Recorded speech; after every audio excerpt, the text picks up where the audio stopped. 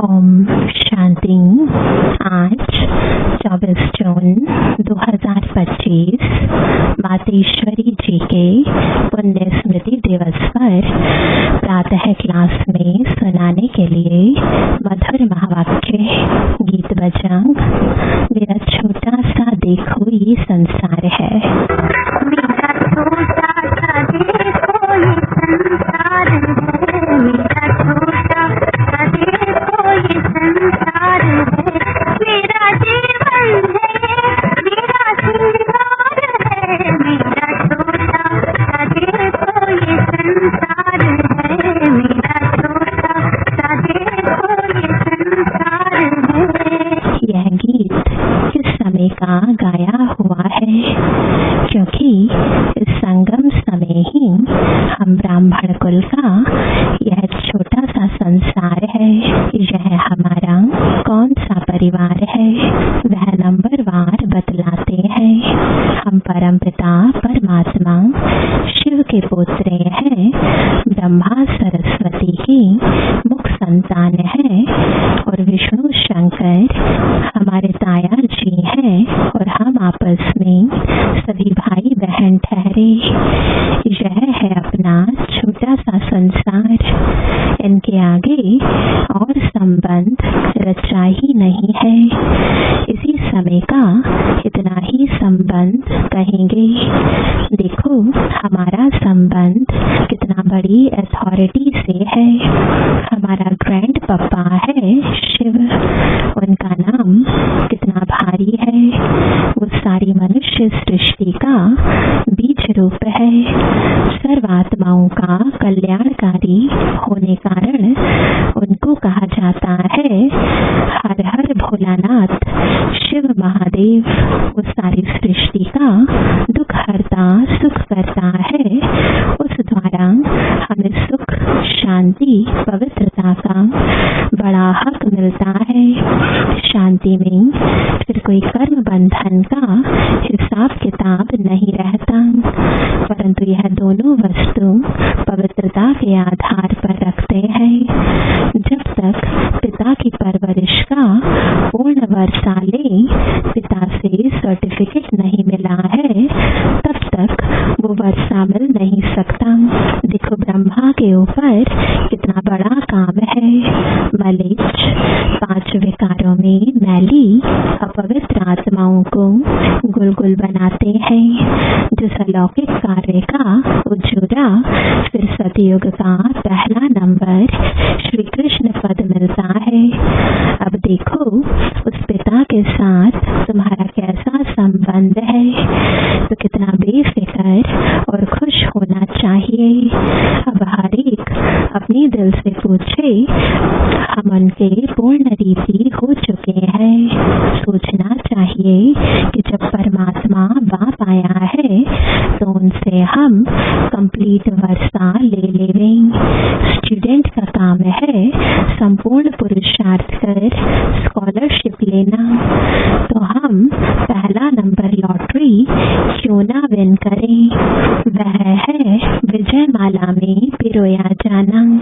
बाकी कोई है जो 2 लड्डू पकड़ कर बैठे हैं, यहाँ का भी हद का सुख लूं और वहाँ भी वैकुंठ में कुछ न कुछ सुख ले लेंगे। ऐसे विचारवान को मध्यम और कनिष्ठ पुरुषार्थी कहेंगे, न कि सर्वोत्तम पुरुषार्थी। जब बाप देने में आनाकानी नहीं करता तो लेने वाले क्यों करते हैं। तब गुरु नानक ने कहा, परमात्मा तो दाता है, समर्थ है, मगर आत्माओं को लेने की भी ताकत नहीं। कहावत है, देंदा दे लेंदा थक पावे। यानी देने वाला देता है लेकिन लेने वाला थक जाता है। आपके दिल में आता होगा, हम क्यों नहीं चाहेंगे कि हम भी यह पद पाए। परंतु देखो बाबा कितनी मेहनत करता है, फिर भी माया कितना विघ्न डालती है। क्यों? अब माया का राज्य समाप्त होने वाला है। अब माया ने सारा सार निकाल दिया है। तभी परमात्मा आता है, उसमें सब रस समाया हुआ है, उनसे सभी संबंधों की रचना मिलती है। तभी त्वमेव माता पिता आदि यह महिमा उस परमात्मा की गाई हुई है। तो बलिहारी इस समय की है जो ऐसा संबंध हुआ है। तो परमात्मा के साथ इतना संपूर्ण संबंध जोड़ना है जो 21 जन्मों के लिए सुख प्राप्त हो जाए। यह है पुरुषार्थ की सिद्धि।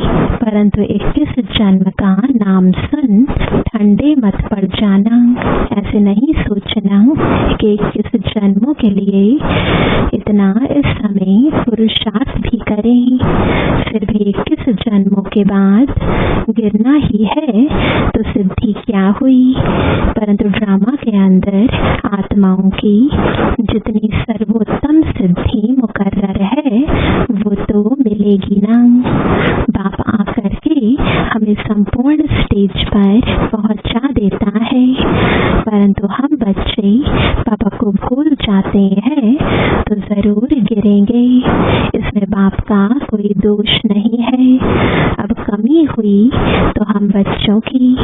सतयुग त्रेता का सारा सुख इस जन्म के पुरुषार्थ पर आधार रखता है। तो क्यों ना संपूर्ण पुरुषार्थ कर अपना सर्वोत्तम पाठ बजाएं। क्यों ना पुरुषार्थ कर वह वर्षाले में। पुरुषार्थ मनुष्य सदा सुख के लिए ही करता है। सुख दुख से न्यारे होने के लिए कोई पुरुषार्थ नहीं करता। वो तो ड्रामा के अंत में परमात्मा आए, सभी आत्माओं को सजा दे, पवित्र बनाए, पाठ से मुक्त करेंगे। यह तो परमात्मा का कार्य है। वो अपने मुकर्रर समय पर आप ही आकर बताता है। अब जब आत्माओं को फिर भी पाठ में आना ही पड़ेगा तो क्यों ना सर्वोत्तम पाठ बजाए। मनुष्य सृष्टि को सुखदायी बनाने वाला बाप जानता है कि मनुष्य सृष्टि सुखदायी कैसे बनेगी। जब तक आत्माएं स्वच्छ नहीं बनी है तब तक संसार सुखदायी नहीं हो सकता है। इसलिए वो आकर के पहले पहले आत्माओं को ही स्वच्छ बनाते हैं। अभी आत्मा को इम्प्योरिटी यानी अस्वच्छता लगी है, पहले उस इम्प्योरिटी को निकालना है। फिर आत्मा के बल से हर चीज से उनकी तमो प्रधानता बदल करके सतो प्रधानता होगी। जिसको कहेंगे कि अभी गोल्डन एज में आ जाते हैं तो यह तत्व आदि सब गोल्डन एज स्टेज में आ जाते हैं। परंतु पहले आत्मा की स्टेज बदलती है तो आत्माओं का बदलाने वाला अर्थात आत्माओं को प्यूरिफाइड बनाने वाला फिर अथॉरिटी वो हो गया। तुम देखते हो ना कि अभी दुनिया बदलती जा रही है। पहले तो अपने को बदलना है, जब हम अपने को बदलेंगे तब उसके आधार से दुनिया बदलेगी।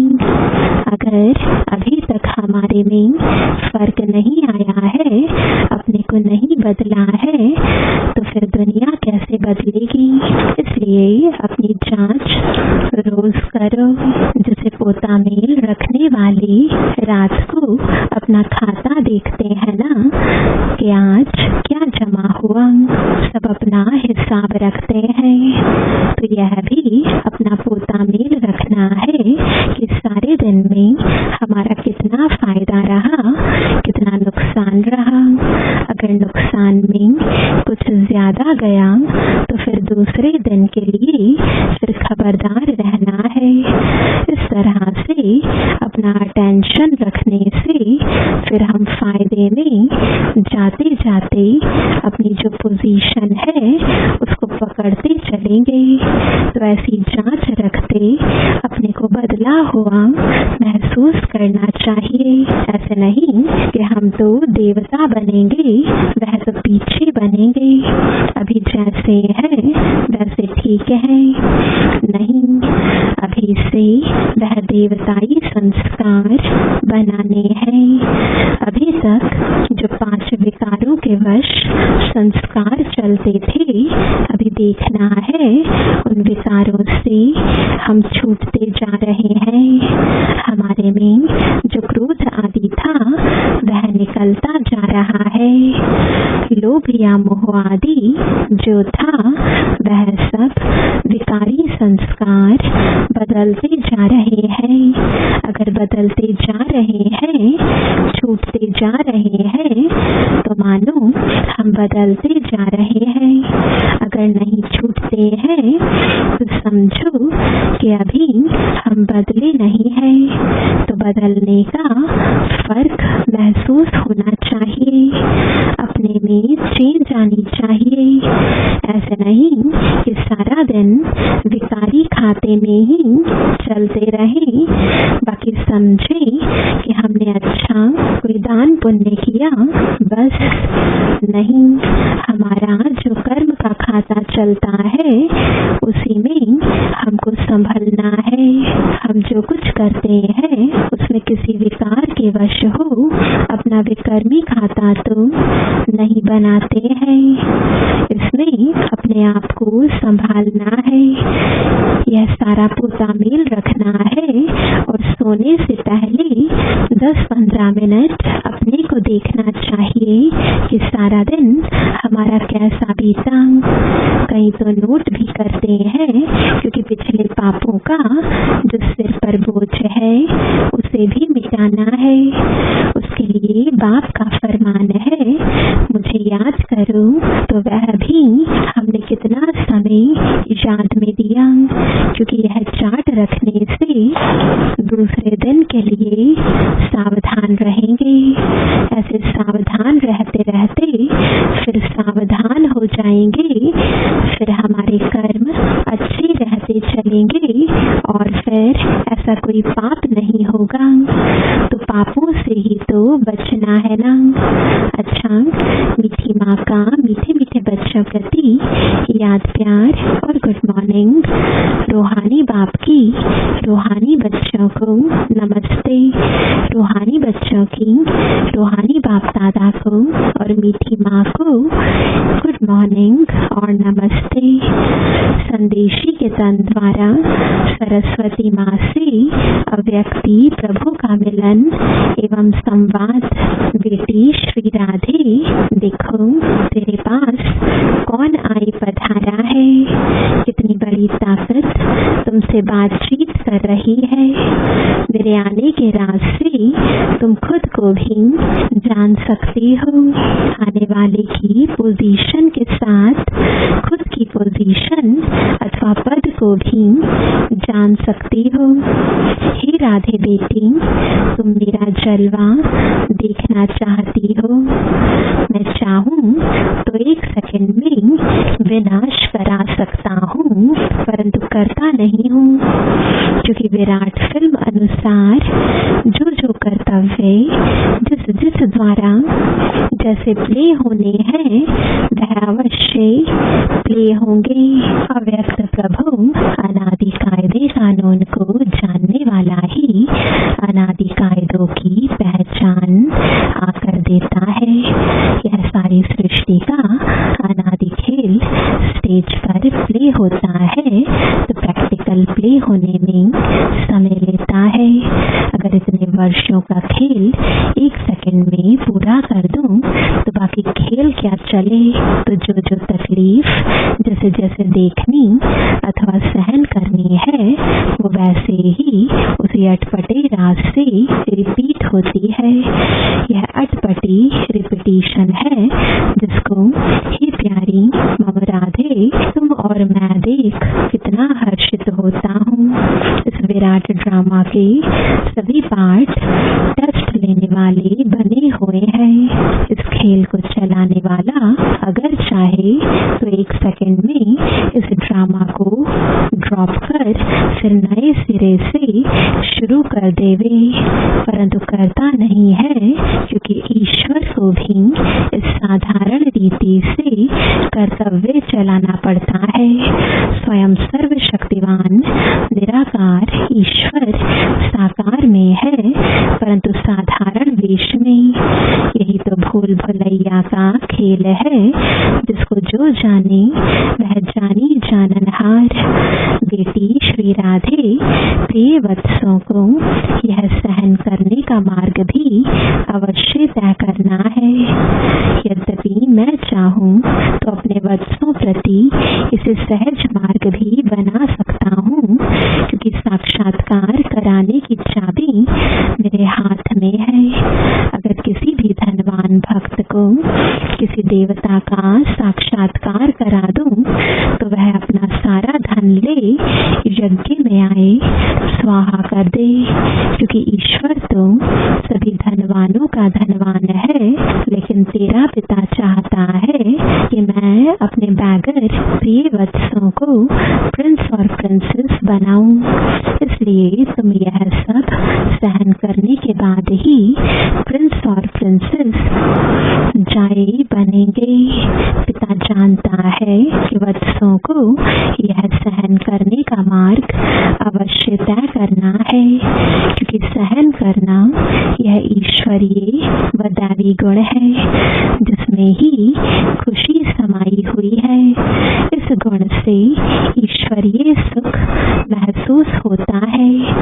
सहन करते भी तुम कितनी मौज मनाते हो यही गोपनीय ज्ञान है। ऐसा अनासक्त योगी ही स्थायी खुशी को प्राप्त करता है। अभी तो परीक्षाओं का समय नजदीक आ पहुंचा है। हर एक वर्ष आने वाली परीक्षाओं को इन एडवांस सामने रख उस अभ्यास में चलता चले। भल कोई भी वत्स को खान पान इत्यादि न मिले परंतु खुद बेपरवाह बादशाह हो उपस्थित हो। ऐसी अपनी सुंदर अवस्था बहुत समय से लेकर धारण करनी है। अगर कोई समझता है कि उस समय आप ही चल जाऊंगा, यह समझ बैठना अपने को धोखा देना है। इसलिए पहले से ही सावधान हो रहना है।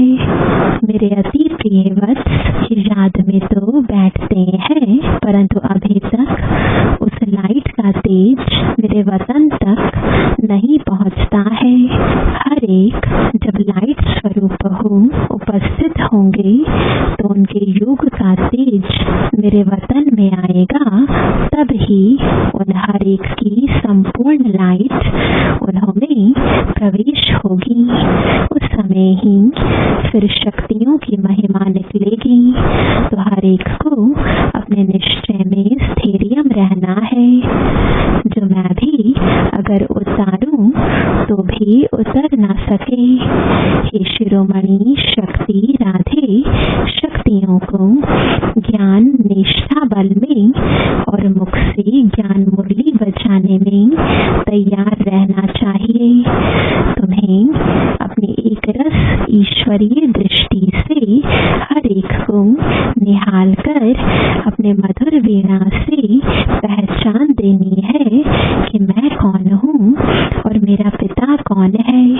कैसे ब्रह्मा में भगवान प्रत्यक्ष हुआ है, जो इस अंत के समय डेविल वर्ल्ड को खलास कर अपने निज देश डेटी वर्ल्ड में ले जा रहा है। हे राधे बेटी, जब हर एक की अवस्था दीपक की ललाट सदृश स्थिर धैर्य रहेगी तब सूक्ष्म अंतः प्रेरणाओं को पकड़कर अपना कार्य संपूर्ण रीति से सिद्ध कर सकेंगे। जितने ज्ञान अनुसार अवस्था होगी उतना ही प्रेरणाओं को पकड़ सकेंगे। जितना उस अवस्था में लगातार रहेंगे उतना संपूर्ण प्रेरणाएं टच हो सकेंगी। ओहो बेटी राधे, मेरा स्वरूप तो देखो।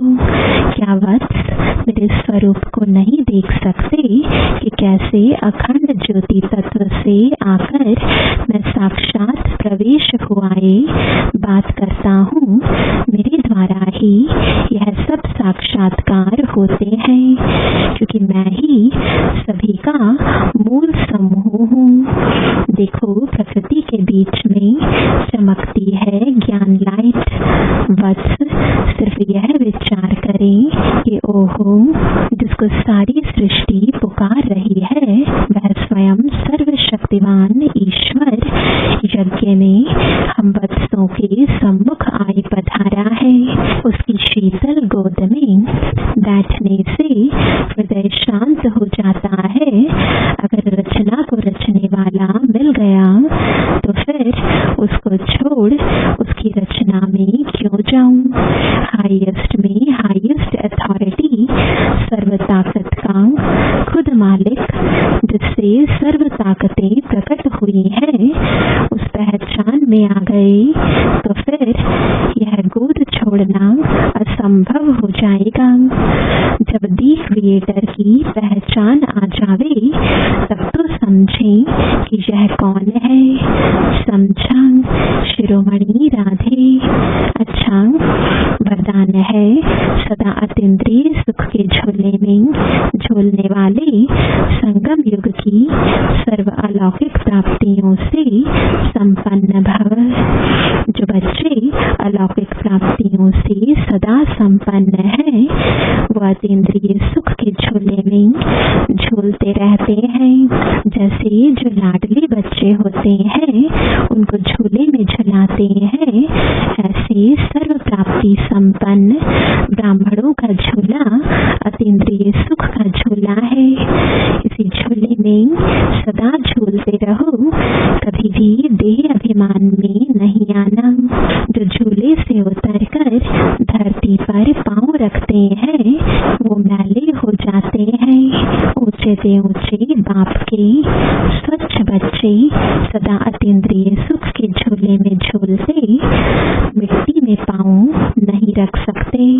स्लोगन है, मैं त्यागी हूँ। इस अभिमान का त्याग ही सच्चा त्याग है। आज का अव्यक्त इशारा, आत्मिक स्थिति में रहने का अभ्यास करो, अंतर्मुखी बनो। जब स्वयं को अकाल मूर्त आत्मा समझेंगे तब अकाल मृत्यु से, अकाल से, सर्व समस्याओं से बच सकेंगे। मानसिक चिंताएं, मानसिक परिस्थितियों को हटाने का एक ही साधन है, अपने इस पुराने शरीर के भान को मिटाना। देह अभिमान को मिटाने से सर्व परिस्थितियां मिट जाएंगी। ओम शांति।